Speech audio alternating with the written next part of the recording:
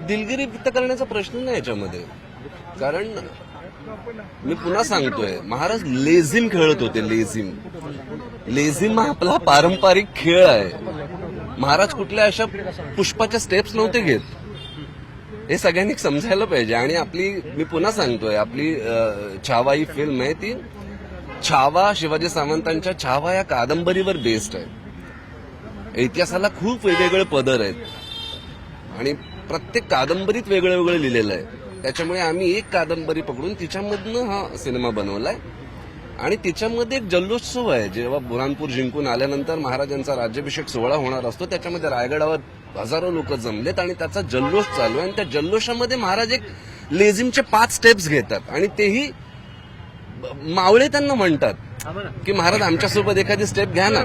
आणि जेवढा आम्ही वाचलंय, तो रयतेचा राजा होता, तो गरिबांचा राजा होता, तो रयतेत राहायचा.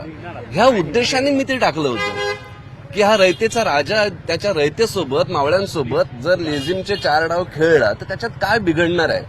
पण लोकांना, शिवप्रेमींना, ऑडियन्ससाठी ते कदाचित हा विचार जो मी केला होता तो मला असं वाटतं कदाचित चुकीचा आहे. कारण लोक ते एक्सेप्ट नाही करत आहेत ना.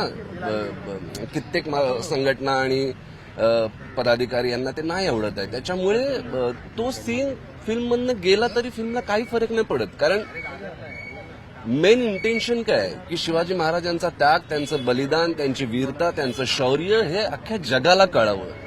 ते लेझिम खेळत होते की नाही हे जगाला कळणं महत्वाचं नाहीये.